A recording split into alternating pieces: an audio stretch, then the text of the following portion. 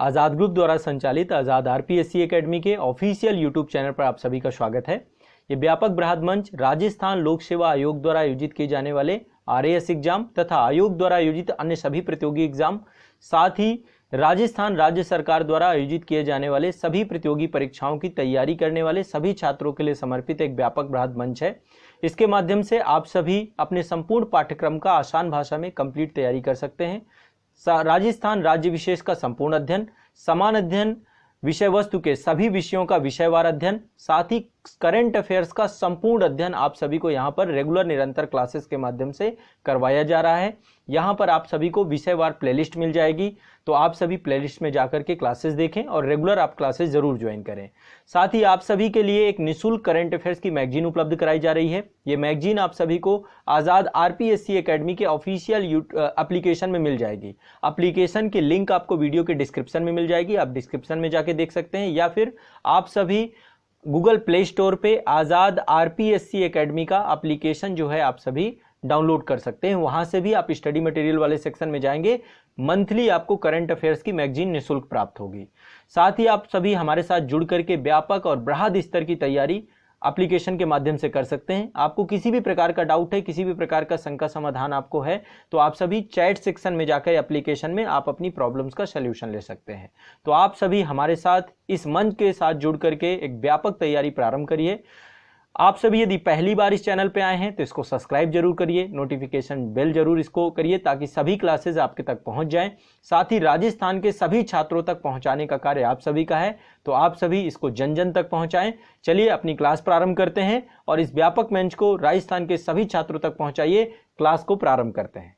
तो current affairs के आज के अंक में कुछ महत्वपूर्ण विषयों को देखेंगे जो आगामी परीक्षाओं के लिए बहुत महत्वपूर्ण विषय हैं, जो करंट अफेयर्स से जुड़े हुए हैं। तो एक एक विषय को हम क्रमबद्धता से देखते जाएंगे और आप भी प्रयास करिएगा कि मेरे साथ साथ नोट्स बनाते जाइए, ठीक है। सबसे पहला करंट अफेयर्स है आपका, अभी एक सूचकांक जारी हुआ है आपका ग्लोबल पीस इंडेक्स, इसको बोलते हैं वैश्विक शांति सूचकांक 2022, ठीक है। इसका डेटा जारी हुआ है और वैश्विक शांति सूचकांक से भारत की क्या रैंकिंग है, कौन इसे जारी करता है और क्या है, यहाँ से हम प्रारंभ कर रहे हैं। फिर इसके बाद आगे के करंट अफेयर्स देखेंगे। तो जून 2022 में एक संस्था है, जो संस्था इसे जारी करती है उसका नाम बहुत ज़रूरी है आपको पता होना, institute for economics and peace. लिख लो, इसको जारी करता संस्था कौन सी है, institute for economics and peace. इसके द्वारा वैश्विक शांति सूचकांक हर वर्ष जारी किया जाता है। ग्लोबल पीस इंडेक्स 2022 जारी किया जाता है। 2022 का है, ये 16वां संस्करण है, ठीक है। इससे पहले 15 आ चुके हैं, 16वां संस्करण है। तो संस्था का नाम क्या है, साथ साथ याद भी करते जाना है। मतलब मैं चाह रहा हूं कि ये क्लास ऐसी हो, थोड़ा डायनेमिक हो, जो भी टाइम आप इन्वेस्ट कर रहे हो उसको ये न रहे कि आपको फिर से अगेन रिपीट करना, तो साथ साथ चीज़ों को याद भी करते जाना है। तो संस्था है आपकी institute for economics and peace. इस संस्था के द्वारा वैश्विक शांति सूचकांक 2022 जारी किया गया, 16वां संस्करण था और इसमें विश्व के लगभग 163 देश थे। अब 163 देशों को उनके क्षेत्रों में, उनकी टेरिटरी के अंतर्गत शांति के आधार पर रैंकिंग प्रदान की गई है, ठीक है, कि शांति किस देश में कितनी रही है। लगभग 23 संकेत थे, 23 मानक थे, 23 पैरामीटर थे, जिनके आधार पे देशों का वर्गीकरण किया जाता है, उनको रैंकिंग प्रदान की जाती है कि समाज में बचाव और सुरक्षा का स्तर कैसा है, घरेलू और अंतर्राष्ट्रीय संघर्ष कैसा है किसी देश में, सैन्यीकरण का स्तर कैसा है, और ये सारे के आधार पर ही क्या किया जाता है, रैंकिंग पूरी बनाई जाती है। तो लगभग इसमें 23 पैरामीटर्स होते हैं और इन 23 पैरामीटर्स पे के आधार पे जो है किसी भी देश की रैंकिंग को तय किया जाता है। किस आधार पे, कि उस देश के टेरिटरी के अंतर्गत शांति का स्तर क्या है। क्लियर है, स्पष्ट है, ठीक है ऑनलाइन वाले, ठीक है सभी को। अब देखो भारत की बात करते हैं कि भारत की क्या स्थिति रही, या भारत के अलावा यूरोप की स्थिति क्या रही।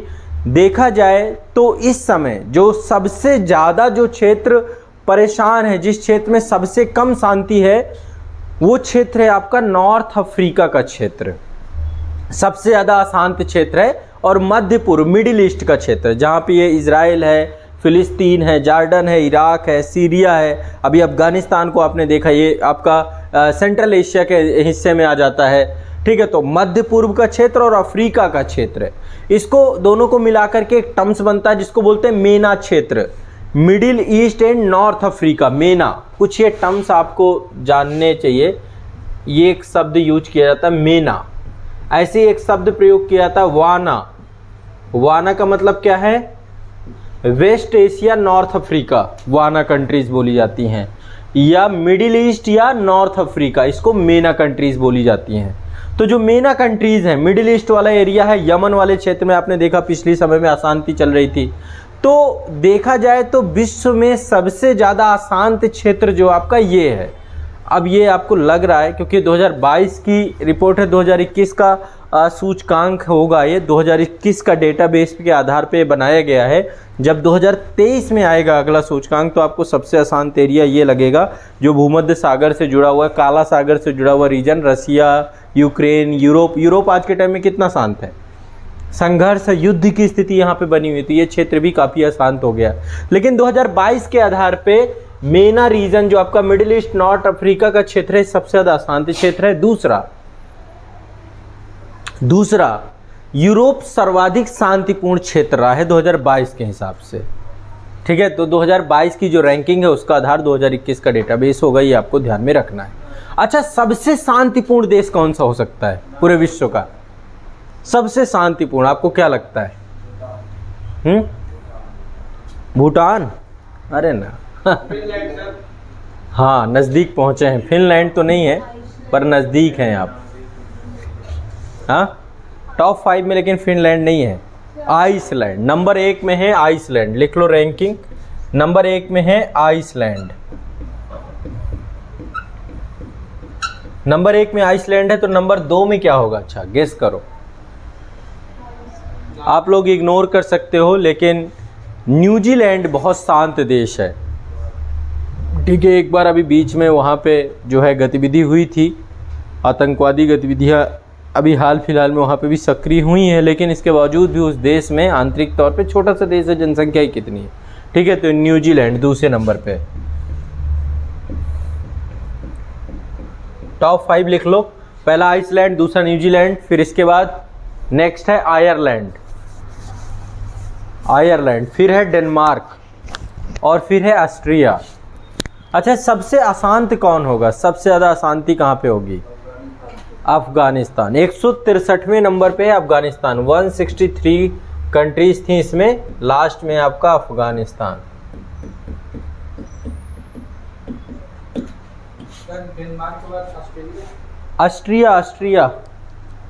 ऑस्ट्रिया को 5वां स्थान मिला है।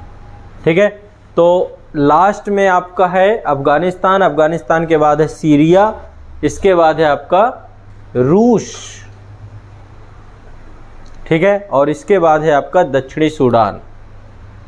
100 अशांत अभी तो देखा जाए अशांत ही चल रहा है, लेकिन डेटाबेस के हिसाब से पिछले साल भी देखेंगे 2021 से ही लगातार ये खबरें आ रही थी, यूक्रेन और रूस के बीच में टकराव की स्थिति। तो रूस के अंदर भी एक माहौल जो है आंतरिक तौर पे आज वर्तमान में रूस की जो जनता है वो लगातार जो है वहाँ पे आंदोलन कर रही है, विरोध प्रदर्शन कर रही है, पूरे युद्ध के खिलाफ भी हो रहा है। बहुत सारी चीज़ें जो खुल के सामने नहीं आ पाती हैं क्योंकि वहाँ पे कंट्रोल्ड मीडिया है।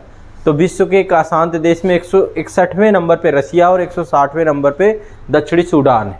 ठीक है, तो ये पूरा एक नहीं, एक मिनट थोड़ा सा इसमें, पहला आपका अफगानिस्तान 162वें नंबर पे यमन है, माफ़ कीजिएगा, 161वें नंबर पे सीरिया है,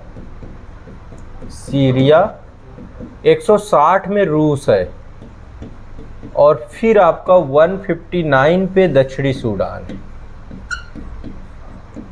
ये है आपका लिस्टिंग लास्ट से। भारत की क्या रैंकिंग हो सकती है? हमारे यहाँ शांति चल रही है, अशांति चल रही है?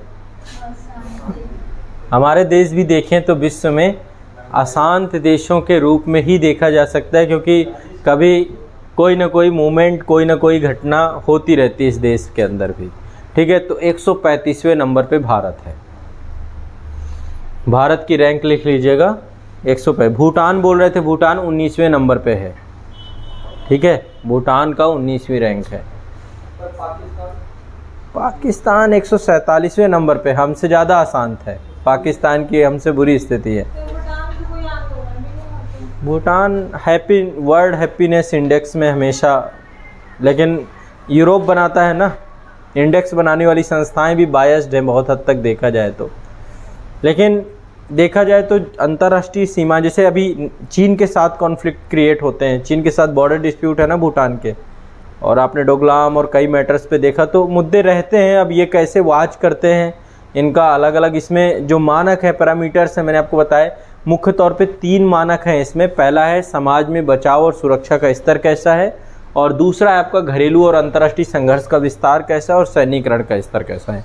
इन 3 आधारों को मुख्यतः रखा जाता है। ठीक है, तो भारत की रैंक पिछले साल भी 135 थी, इस बार भी 135 है, ध्यान रखिएगा।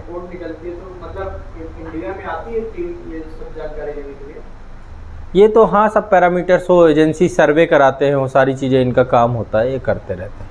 ठीक है, इतना ज़्यादा दिमाग नहीं लगाना है, बहुत ज़्यादा सोचा मत करिए, ज़्यादा सोच ले जाते हैं, वो सब काम आपका नहीं है, उनका है। ठीक है, चलिए ठीक है, एक मोस्ट इम्पॉर्टेंट कह सकते हैं, एक अगली जो आपकी न्यूज़ है, ये वैसे नवंबर की न्यूज़ है आपकी, नवंबर 2021 का है। अभी आप समझ नहीं पा रहे होंगे, बता दो मैं क्या पढ़ाने वाला हूँ। ये इमेज से कुछ समझ पा रहे हैं? कोरोना मत बोल दिए, कोविड है। कोविड के दौरान ही, मतलब ये सर्वेक्षण आपका आया था पिछले साल नवंबर 2021 में। हेडिंग डाल लीजिए, राष्ट्रीय उपलब्धि सर्वेक्षण। डेट वगैरह छोड़ दो, ठीक है, मेन वो नहीं पूछेगा किस दिन आया, जून में आया था ये रैंकिंग आई है। हेडिंग है राष्ट्रीय उपलब्धि सर्वेक्षण रिपोर्ट 2021। राष्ट्रीय उपलब्धि सर्वेक्षण रिपोर्ट एक रिपोर्ट है जो कि भारत में गुणवत्ता में सुधार के हेतु और सीखने की क्षमता को लेकर के, कि किस तरीके से नीति निर्माण को हम बनाएं और शैक्षणिक पहलों को डिजाइन करें, उन सब के लिए राष्ट्रीय उपलब्धि सर्वेक्षण, ये रिपोर्ट आपकी अभी जारी की गई, हाल फिलहाल में 2021 में जारी हुई थी। और अल्टीमेट इसका गोल ये था कि किस तरीके से हम भारत की शिक्षण प्रणाली में कुछ नया बदलाव लाएं, नया चेंज लाएं, तो ये आपकी रिपोर्ट आती रहती है। तो अखिल भारतीय स्तर पर 12 नवंबर 2021 को ये आयोजित की गई थी, ये रिपोर्ट आई थी, और भारत का सबसे बड़ा राष्ट्रव्यापी ये एनएसएसओ के द्वारा सर्वे किया गया था, नमूना आधारित एक सैंपल सर्वे था जो शिक्षण सर्वेक्षण के तौर पे था। कौन आयोजित किया? शिक्षा मंत्रालय, और शिक्षा मंत्रालय के अधीन जो आपके स्कूल शिक्षा और साक्षरता विभाग हैं उनके द्वारा जो है ये सर्वे आयोजित किया गया।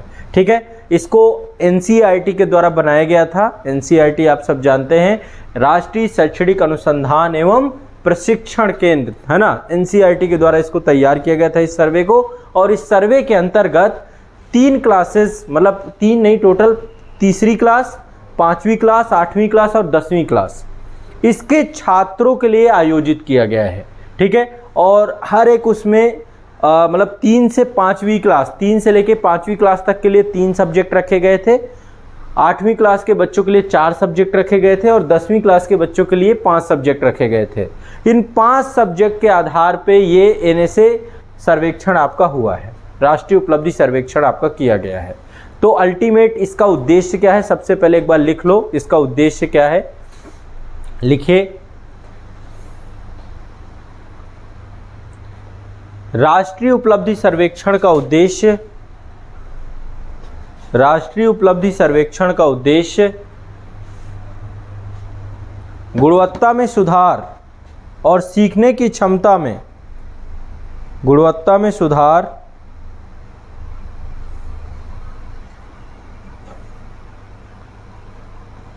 और सीखने की क्षमता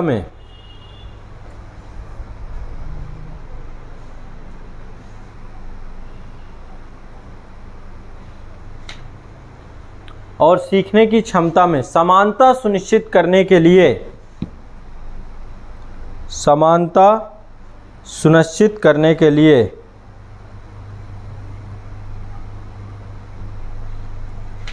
समानता सुनिश्चित करने के लिए नीति निर्माण तथा शैक्षणिक पहलों को डिजाइन करना, नीति निर्माण तथा शैक्षणिक पहलों को डिजाइन करना,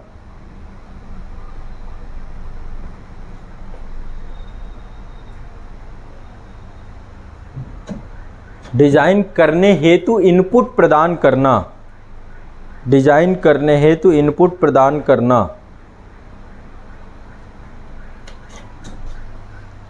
इनपुट प्रदान करना। इसका आयोजन शिक्षा मंत्रालय, इसका आयोजन शिक्षा मंत्रालय तथा शिक्षा मंत्रालय के अधीन, ये लिखे, शिक्षा मंत्रालय के अधीन स्कूल शिक्षा और साक्षरता विभाग के तत्वाधान में किया गया था। स्कूल शिक्षा एवं साक्षरता विभाग के तत्वाधान में किया गया था। तो शिक्षा मंत्रालय के द्वारा ये जारी किया गया, एक तो ये ध्यान रखना है, ठीक है। और एक तरीके से देखा जाए तो त्रैवार्षिक है, हर 3 साल में आता है। इससे पहले 2017 में आया, फिर 18, 19, 20 में नहीं आया, 21 में आ गया। तो एक तरीके से त्रैवार्षिक है। और इसमें जो NSA है, NAS है आपका, इस सर्वेक्षण के तहत ग्रामीण और शहरी दोनों क्षेत्रों के 720 जिले, 720 जिलों के 1.18 लाख स्कूल और लगभग 34 लाख छात्रों को सम्मिलित किया गया इस पूरे सर्वेक्षण में। तो लिख लीजिए, इस सर्वेक्षण के अंतर्गत ग्रामीण और शहरी दोनों क्षेत्रों के, इस सर्वेक्षण के अंतर्गत ग्रामीण और शहरी दोनों क्षेत्रों के 720 जिलों के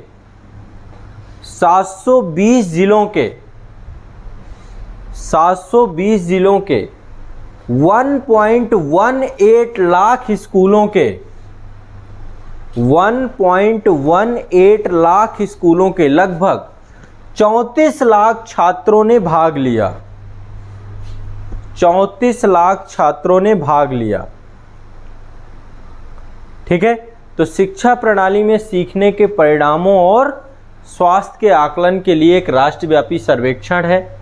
पूरे भारत में आयोजित किया जाने वाला सबसे बड़ा राष्ट्रव्यापी नमूना आधारित शिक्षा सर्वेक्षण है ये सबसे, और शिक्षा मंत्रालय के द्वारा इसको जो है क्या किया गया है आपका, इसको आयोजित किया गया है, ठीक है।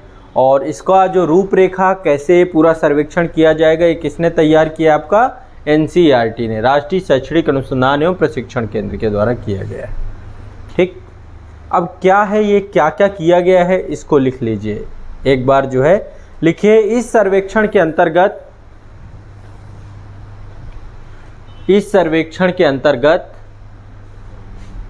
अलग अलग श्रेणी के छात्रों के लिए अलग अलग विषयों पर यह आयोजित किया गया है। मैं अभी यहाँ पे थोड़ा सा लिख देता हूँ, आप लोग भी क्रम से लिख लीजिएगा। अलग अलग छात्रों के, अलग अलग श्रेणी के छात्रों के लिए अलग अलग विषयों पर ये आयोजित किया गया है। अब देखो यहाँ पे जो क्लासेस हैं आपकी, श्रेणी 3 और 5, इनके लिए कितने विषय हैं, 3 विषय। 3 विषय कौन कौन से हैं, एक तो लैंग्वेज भाषा, दूसरा EVS और तीसरा गणित, ये 3 सब्जेक्ट है। श्रेणी 8 के लिए भाषा, विज्ञान, गणित और सामाजिक विज्ञान, और श्रेणी 10 के लिए भाषा, विज्ञान, गणित, सामाजिक विज्ञान और अंग्रेजी, ठीक है। ये आधार बनाए गए हैं। तो बस रफली आपको पता होना चाहिए, तीसरी और 5वीं के लिए 3 विषय हैं, 8वीं के लिए 4 विषय हैं और 10वीं के लिए 5 विषय, ठीक है। बस इतना याद रखना, 3 विषय, भाषा, EVS, गणित, ये तीसरी और 5वीं के लिए है। दूसरे नंबर पे 8वीं में क्या जुड़ जाएगा आपका, भाषा, विज्ञान, गणित और सामाजिक विज्ञान, और 10वीं के लिए आपका भाषा, विज्ञान, गणित, सामाजिक विज्ञान और अंग्रेजी, ठीक है। ये आपका टोटल बनाया गया है। 8वीं के लिए 4 विषय और 10वीं के लिए आपका 5 विषय, ठीक है। इस आधार पे पूरा का पूरा ये बनाया गया है। इस सर्वेक्षण का मुख्य उद्देश्य शिक्षा प्रणाली की दक्षता के संकेतक के रूप में बच्चों की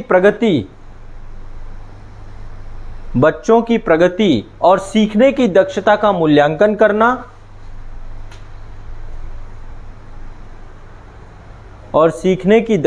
मूल्यांकन करना ताकि विभिन्न स्तरों पर उपचारात्मक कार्यों के लिए उचित कदम उठाए जा सकें। उपचारात्मक कार्यक्रमों के लिए उचित कदम उठाए जा सकें।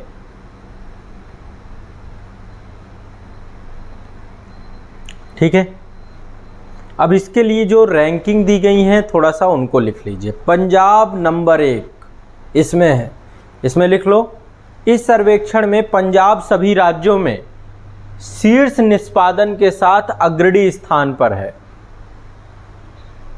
ठीक है, इस सर्वेक्षण में पंजाब सभी राज्यों में शीर्ष निष्पादन के साथ अग्रणी स्थान है। अब देखो अलग अलग इसमें बहुत सारे फैक्ट हैं, मैं सारे फैक्ट नहीं लिखवाऊंगा, सारे फैक्ट आप पढ़ लेना, इंटरनेट में डालोगे पूरा सर्वेक्षण खुल के आ जाएगा यदि आपको पढ़ना हो। ठीक है, बट मैं आपको मेन फैक्ट यहाँ पे लिखवा रहा हूँ, सारे के सारे आपको ध्यान रखना। ठीक, नेक्स्ट आगे लिख लीजिए। देश में वर्ष 2017 में हुए सर्वेक्षण की तुलना में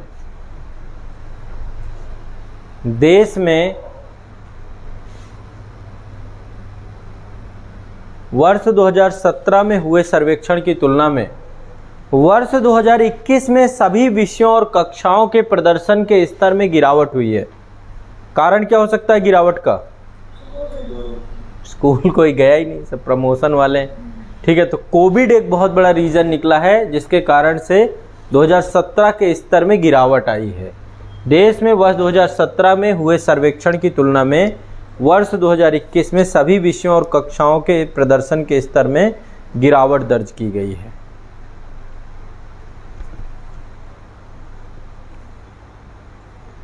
गिरावट दर्ज की गई है।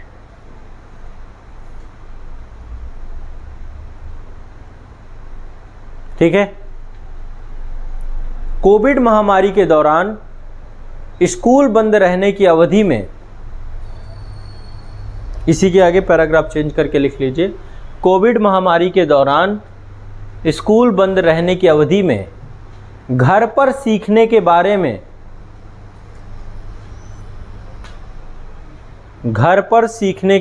में छात्रों की धारणा के अनुसार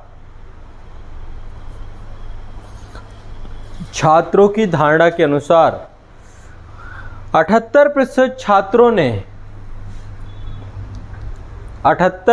छात्रों ने बहुत सारे असाइनमेंट के साथ बोझ बताया। 78% छात्रों ने बहुत सारे असाइनमेंट के साथ इसे बोझ बताया।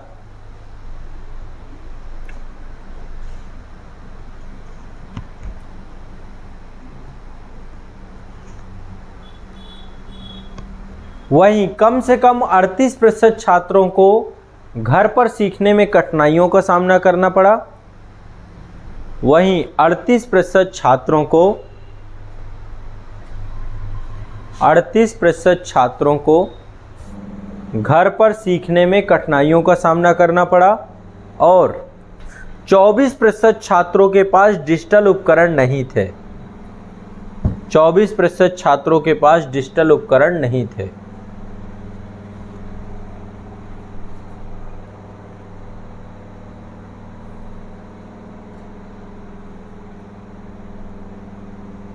ठीक है, राष्ट्रीय और राज्य स्तर पर लड़कियों का प्रदर्शन, राष्ट्रीय और राज्य स्तर पर लड़कियों का औसत प्रदर्शन सभी विषयों में लड़कों से की तुलना में बेहतर था। राष्ट्रीय और राज्य स्तर पर लड़कियों का औसत प्रदर्शन लगभग सभी विषयों में लड़कों से बेहतर था। लगभग सभी विषयों में लड़कों से बेहतर था। ठीक है, तो आप सभी जानते ही हैं कि भारत में लड़कियां हर चीज़ में आगे हैं, वो तो मौका नहीं दिया गया। तो हर एक सर्वेक्षण में अब लगातार ये चीज़ देखने को मिलती है। अब देखो भारतीय संविधान में यदि देखो तो भारतीय संविधान में शिक्षा को लेकर के आर्टिकल 21A दिया गया है आपका, है ना, शिक्षा संबंधी अधिकार। जब कभी इस तरीके के सर्वेक्षण आए तो थोड़ा सा आपको क्या करना चाहिए, थोड़ा खंगाल लेना चाहिए आपके जीएस का जो टॉपिक होता है। ठीक है, उसी से मेंस का क्वेश्चन बन सकता है या कुछ भी बन सकता है। नीति निर्देशक तत्वों में कहाँ पे लिखा हुआ है, कोई बताएगा? 44 तो एक समान। आर्टिकल 45 में लिखा हुआ है, डीपीएसपी में 45 में लिखा हुआ है, और साथ में आर्टिकल 39F में एक बात लिखी गई कि राज्य द्वारा वित्त पोषित होने के साथ साथ सबको समान और सुलभ शिक्षा प्रदान की जाएगी। तो यहाँ पे आर्टिकल आपका 45, आर्टिकल 39F ये जुड़ जाएगा। 42वां संविधान संशोधन हुआ था 1976 में, उसमें शिक्षा को राज्य सूची से उठाकर समवर्ती सूची में डाल दिया गया था। और 86वें संविधान संशोधन द्वारा ही क्या किया गया था, मौलिक अधिकार बना दिया गया था, 21A बना दिया गया था। और इसके बाद 2009 में एक कानून लाया गया था, शिक्षा का अधिकार, राइट टू एजुकेशन। 6 से 14 साल के सभी बच्चों को प्राथमिक शिक्षा को लेकर एक फंडामेंटल राइट बना दिया गया था। ठीक है, और इसके अलावा समाज के वंचित वर्गों के लिए 25% के आरक्षण को भी रखा गया था। तो इस तरीके से शिक्षा के अधिकार पे सरकार के द्वारा, अभी जैसे न्यू एजुकेशन पॉलिसी आई थी आपकी सन 2020 में आई थी, शायद कोविड के टाइम पे ही आई थी ना न्यू एजुकेशन पॉलिसी, है ना। एक आपका जो है राष्ट्रीय उपलब्धि सर्वेक्षण, ये सरकार समय समय पे लाती रहती है। इसी के अलावा बहुत सारे अन्य योजनाएं हैं, जैसे मिड डे मील हो गया, पीएम पोषण योजना हो गई, समग्र शिक्षा अभियान हो गया, निपुण भारत अभियान हो गया, स्किल डेवलपमेंट अभियान हो गया। तो ये कई सारे तरीके गवर्नमेंट के द्वारा लगातार शिक्षा व्यवस्था को बेहतर बनाने की दिशा में काम किए जाते हैं। तो जैसे अब एजुकेशन को लेकर के आपको कोई आंसर राइटिंग करनी है, आपको कोई भी जीएस का टॉपिक कुछ भी करना है आपको, है ना, निबंध लिखना है, तो आपको ये सारी चीज़ें इनबिल्ड करनी चाहिए जो करंट से जुड़ी हुई हो, जो हाल फिलहाल में आती है। 45 हाँ, पढ़िएगा एक बार, कोई बात नहीं बेटा, पढ़ना कोई बात नहीं। ठीक है, चलो ये हो गया। अब अगला चलते हैं, नेक्स्ट आर्टिकल एक बार देख लेना आप, ठीक है, उसमें कंफ्यूज होने की जरूरत नहीं है, एक बार देख लेना। नेक्स्ट चलते हैं, अगला है आपका the national data and analytics platform. NITI Aayog के द्वारा एक जो है ये प्लेटफॉर्म डेवलप किया गया है, नया प्लेटफॉर्म बनाया गया है। देखिए एक चीज़ समझिए, आज के समय की जो संपत्ति है वो क्या है, डेटा। और शासन को यदि हमें पारदर्शी बनाना है, शासन को यदि हमें क्या करना है, बहुत ज़्यादा उत्तरदायी बनाना है, तो जो सार्वजनिक डेटा है उस डेटा को क्या करना पड़ेगा, सभी तक पहुंचाना पड़ेगा। ये जिम्मेदारी सरकार की है। तो इसी के उद्देश्य से एक प्लेटफॉर्म बनाया गया है जिसका नाम है राष्ट्रीय डेटा विश्लेषण पोर्टल। लिख लो, इसके बारे में अभी लिखवाऊंगा आपको। क्या नाम है, national data and analytics platform, इसको बोलते हैं एनडीएपी। अब ये क्या है, इसके बारे में मैं आपको यहाँ पर कुछ बातें लिखवाऊंगा, क्रम से आप जो है एक एक चीज़ इसके बारे में भी लिखते जाइएगा। एनडीएपी, ठीक है। अब इसके बारे में पहली चीज़ आपको पहले एक चीज़ समझनी है, इसका शुभारंभ 13 मई 2022 को किया गया था। एक चीज़ बताइए, उपाध्यक्ष नीति आयोग के समय कौन है?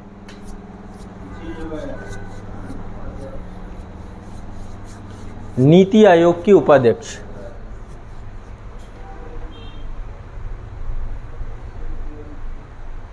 हाँ, नए बने, नाम नहीं याद आ रहा।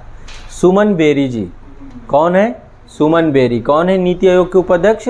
सुमन बेरी। याद कर लो, रट लो, पूछेगा, आएगा क्वेश्चन ये, ठीक है। कोई भी पीसीएस वगैरह में या वनडे वगैरह में क्वेश्चन पूछेगा। यूपीएससी तो बड़ा मुश्किल है, हो सकता है कोई कथन में डाल दे, बट नहीं डालता, पर्सन एंड न्यूज़ टाइप की चीज़ें। तो देखो ये एक पोर्टल है जिसमें एक तरीके का एक ऐसा इकोसिस्टम डेवलप करना है जो डेटा को सार्वजनिक कर सके, सब तक पहुंचा सके। लेकिन कैसा डेटा सार्वजनिक करे? जो सार्वजनिक डेटा है। तो इस पोर्टल पर केंद्र सरकार के 47 मंत्रालय हैं और उससे जुड़ी हुई जो एजेंसियां हैं उनके लगभग 14 क्षेत्रों के डेटाबेस मौजूद किया गया है, ताकि सबसे पहली चीज़ डेटा को खोजने में कोई दिक्कत ना आए, डेटा को मर्ज करने में कोई दिक्कत ना आए और उसको विजुलाइज करने में कोई दिक्कत ना आए। तो ऐसे जुड़े हुए इनबिल्ट इसमें टूल्स भी उपलब्ध कराए गए हैं।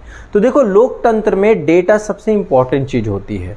जवाबदेही डेटा के माध्यम से सुनिश्चित होगी। जब आपके पास एक डेटा होगा, एक आंकड़े होंगे, एक तथ्य होंगे, तभी इसी को ध्यान में रख करके सरकार के द्वारा राष्ट्रीय डेटा विश्लेषण पोर्टल को लॉन्च किया गया है। ठीक है, तो इस पोर्टल के बारे में 2-3 बातें आप लोग लिख लो ताकि आप लोगों को जानकारी रहे। लिखिए, यह प्लेटफॉर्म विभिन्न सरकारी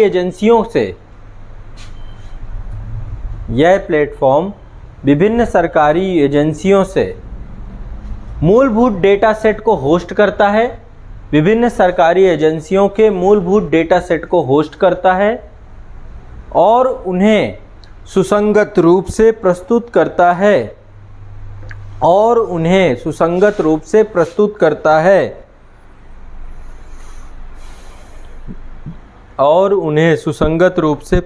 करता है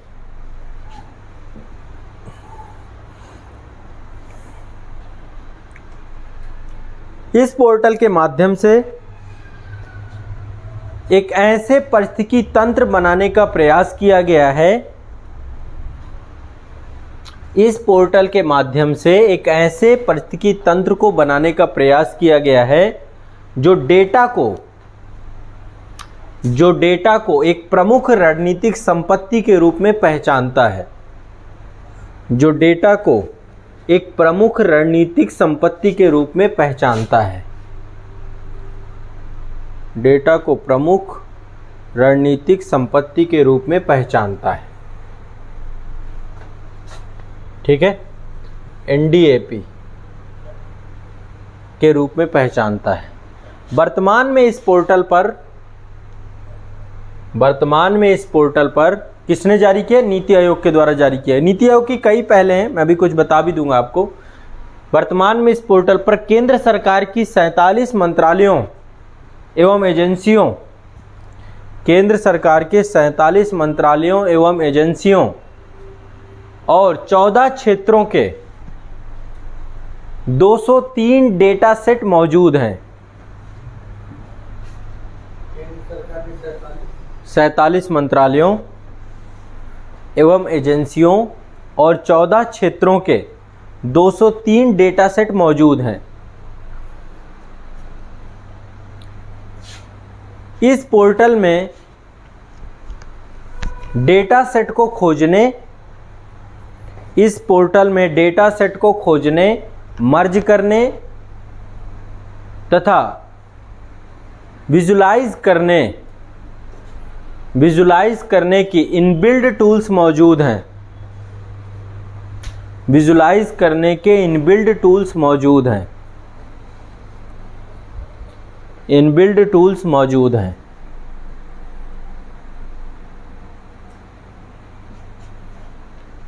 भारतीय लोकतंत्र में, पॉइंट बाय पॉइंट लिखते जाइएगा, भारतीय लोकतंत्र में डेटा जवाबदेही के लिए सबसे महत्वपूर्ण होता है। डेटा जवाबदेही के लिए सबसे महत्वपूर्ण होता है। इसी को ध्यान में रखकर ये पोर्टल लॉन्च किया गया है। ठीक है, तो अब ये पोर्टल क्या क्या काम करेगा? एक तो भारत सरकार के डेटा तक पहुंच बनाने में और उसका उपयोग करने में क्या करेगा? एक तो आसान पहुंच बनाएगा, सबसे पहली काम। दूसरा, भारत का विशाल प्रशासनिक तंत्र, प्रशासनिक संरचना जिसमें इतने मंत्रालय, इतने डिपार्टमेंट, इतने विभाग हैं, उन सब का मानकीकृत डेटा प्रदान करेगा। जिस मंत्रालय को जरूरत होगी, जिसको भी जरूरत होगी, वो वहाँ का डेटाबेस यूज़ कर लेगा। ठीक है, तो ये बहुत है, मतलब डेटा डाउनलोड करना है, देखना है, सारी चीज़ें हो जाएगी। तो ये अपने आप में एक बहुत महत्वपूर्ण प्लेटफॉर्म के तौर पे है। अब देखो, नीति आयोग के द्वारा ये जो है लॉन्च किया गया था, इसके बारे में भी लिख लो कि कब ये लॉन्च किया गया था। ठीक है, लिख लीजिए। नीति आयोग के उपाध्यक्ष सुमन बेरी जी के द्वारा 13 मई 2022 को नीति आयोग के उपाध्यक्ष सुमन बेरी जी के द्वारा 13 मई 2022 को इस पोर्टल को डेटा को सुलभ कराने, संवाद मूलक बनाने, सार्वजनिक सरकारी डेटा तक पहुंच का लोकतांत्रिकरण करने, सार्वजनिक सरकारी डेटा तक पहुंच का लोकतांत्रिकरण करने के उद्देश्य से इसे बनाया गया। ठीक है, तो एक आपका ये महत्वपूर्ण पक्ष। ठीक है, कोई दिक्कत? नीति आयोग के बारे में सब जानते हो। कब बनाया गया नीति आयोग? 1 जनवरी 2015 में बनाया गया। मुख्यालय कहाँ पे है? अध्यक्ष कौन होता है? पदेन अध्यक्ष होते हैं प्रधानमंत्री। उद्देश्य क्या है नीति आयोग के बनाए जाने का? नीति का सहकारीकरण करना। आसान भाषा में सहकारी मतलब कोऑपरेटिव फेडरलिज्म को बढ़ाना, है ना, सभी को साथ में जोड़ करके नीति को बढ़ावा देना, संघवाद को बढ़ावा देना। ठीक है, आपको तकनीकी शब्दों को समझना पड़ेगा। पहले तो कोऑपरेटिव फेडरलिज्म बढ़ाना, सहकारी संघवाद बढ़ाना और साथ में नीति में सभी की सहभागिता को बढ़ाना। इस उद्देश्य से पूरा का पूरा प्लेटफॉर्म बनाया गया था। अब नीति आयोग के द्वारा कई पहलें की गई हैं, कोई ये एक पहल नहीं है। ऐसे ही एक पहल की गई थी AIM, जिसको बोलते हैं अटल इनोवेशन मिशन। कोई बताएगा अटल इनोवेशन मिशन क्या है? किस लिए बनाया गया है अटल इनोवेशन मिशन? देश में नवाचार और उद्यमिता के कल्चर को बढ़ाने के लिए, इसके बढ़ावा को देने के लिए एक पहल की गई थी अटल इनोवेशन मिशन की। कब की गई थी? 2016 में। इसके अलावा एक और जो है पहल की गई थी नीति आयोग के द्वारा, जिसका नाम है ई-अमृत। ई-अमृत क्या था? जो इलेक्ट्रॉनिक वाहन हैं उन सभी की सूचनाओं को ई-अमृत में एक जगह पे, मतलब एक जगह पे उनकी सभी सूचनाओं को उपलब्ध कराने के उद्देश्य से ई-अमृत प्रारंभ किया गया था। ऐसे ही नीति आयोग ने एक और मंच प्रारंभ किया जिसका नाम है महिला उद्यमिता मंच। इसका उद्देश्य है महिला उद्यमियों के लिए एक पोर्टल बना देना, ताकि वो आने वाले समय पे महिलाओं को उद्यमशीलता, एंटरप्रेन्योरशिप कल्चर और उनसे जुड़ी हुई जितनी भी उनकी ज़रूरतें हैं उनके लिए वन स्टॉप सॉल्यूशन के तौर पे काम करना। और एक और बनाया गया था, नए भारत के लिए रणनीति बनाई गई थी। तो जो न्यू इंडिया का विज़न है, आज़ादी के अमृत महोत्सव और न्यू इंडिया के विज़न के अंतर्गत भारत के लक्ष्य को, न्यू इंडिया के लक्ष्य को प्राप्त करने के लिए, तो ऐसे करके नीति आयोग कई सारी पहले, तो आपको पता होना चाहिए कि नीति आयोग एटलीस्ट काम क्या क्या कर रहा है ना, उसका प्रैक्टिकल फॉर्म में क्या क्या चीज़ें उसके द्वारा की गई हैं। तो कुछ भी पूछा जाता है, कभी मेन से पूछा जाता है, तो आपको ये सारे एग्जाम्पल के तौर पे चीज़ों को डालना चाहिए। समझ में आ रही मेरी कोई बात? ठीक है, चलो नेक्स्ट। प्रधानमंत्री जी के द्वारा देश में अभी असम में कैंसर अस्पतालों का क्या किया गया? उद्घाटन किया गया है। अप्रैल 2022 में ही प्रधानमंत्री जी असम में थे और असम में 17 कैंसर हॉस्पिटल बनाए जाने हैं।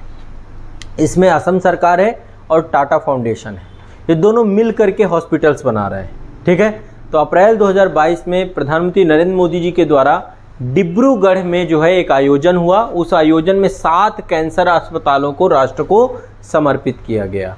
तो 7 कैंसर अस्पताल कहाँ कहाँ पे प्रारंभ किए गए हैं? ये एक तो डिब्रूगढ़ में है, दूसरा असम में 3-4 जगह हैं। एक तो तेजपुर है, लखीमपुर है, जोरहाट है, बारपेटा है ना, कोकाझार है। तो एक बार लिख लो, इन सभी चीज़ों को लिखिए, हेडिंग डाल लीजिए असम में कैंसर अस्पताल। ये इंपॉर्टेंट इसलिए क्योंकि पूछ सकता है। ठीक है, लगभग 17 अस्पताल हैं और इसमें टाटा फाउंडेशन और असम सरकार दोनों मिलकर काम कर रही है। तो लिखिए इसमें, असम सरकार और टाटा ट्रस्ट के एक संयुक्त उद्यम द्वारा, असम सरकार और टाटा ट्रस्ट के एक संयुक्त उद्यम द्वारा असम कैंसर केयर फाउंडेशन के द्वारा एक फाउंडेशन बनाया गया। असम कैंसर केयर फाउंडेशन के द्वारा राज्य भर में 17 कैंसर अस्पतालों के साथ राज्य भर में 17 कैंसर अस्पतालों के साथ 17 कैंसर अस्पतालों के साथ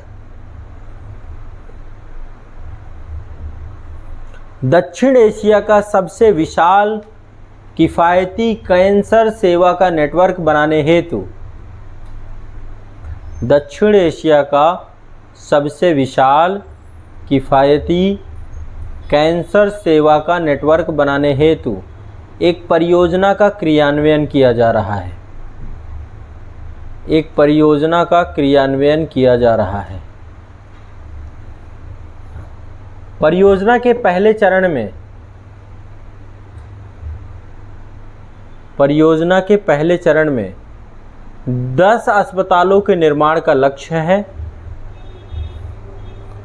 10 अस्पतालों के निर्माण का लक्ष्य है, जिसमें 7 अस्पतालों का निर्माण पूरा किया जा चुका है। जिसमें 7 अस्पतालों के निर्माण का लक्ष्य पूरा किया जा चुका है। वहीं दूसरे चरण में 7 नए कैंसर अस्पतालों का निर्माण किया जाएगा। वहीं दूसरे चरण में 7 नए कैंसर अस्पतालों का निर्माण किया जाएगा। हाल ही में अप्रैल 2022 में प्रधानमंत्री नरेंद्र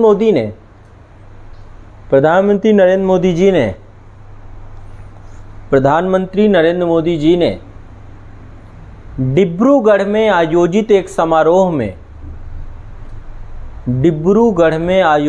समारोह में असम के 7 कैंसर अस्पतालों को राष्ट्र को समर्पित किया। असम के 7 कैंसर अस्पतालों को राष्ट्र को समर्पित किया। ये 7 कैंसर अस्पताल डिब्रूगढ़, कोकराझार, कहाँ पे बने हैं? डिब्रूगढ़, कोकराझार, बारपेटा, तेजपुर, दरांग, लखीमपुर और जोरहाट में बनाए गए हैं। डिब्रूगढ़, कोकराझार, बारपेटा, दरांग, तेजपुर, लखीमपुर और जोरहाट में बनाए गए हैं। ठीक है, तो ये आपके कैंसर अस्पतालों को लेकर के स्थान कौन कौन से हैं? पहला डिब्रूगढ़ हो गया, दूसरा कोकराझार, बारपेटा, दरांग, तेजपुर, लखीमपुर, जोरहाट जगह है। ठीक है, तो आज के लिए इतना ही रखेंगे। करंट अफेयर्स से जुड़े हुए आगे आने वाले समय पे मैं आपको ऐसे एक टॉपिक लेता रहूँगा। समझ में आ रहा है? इसमें कोई दिक्कत नहीं है। आसानी से चीज़ों को याद भी करते जाना है, इनको एक बार रिवाइज भी करते जाना है। करंट अफेयर्स के ऐसे ही डे बाय डे हम टॉपिक उठाते जाएंगे और आपको मैं डिस्कस करता जाऊंगा, नोट्स बनवाता जाऊंगा। इसके बाद आप मैगजीन में पढ़ोगे, कहीं भी पढ़ोगे, तो ये चीज़ आपको आसानी से समझ में आ जाएगी कि क्या था। ये बात तय है। ठीक है, एक बार मैं पढ़ा दूंगा तो फिर आपको भूलेगा नहीं। पढ़ लोगे, एक बार रिवाइज कर लोगे तो हमेशा के लिए याद हो जाएगा।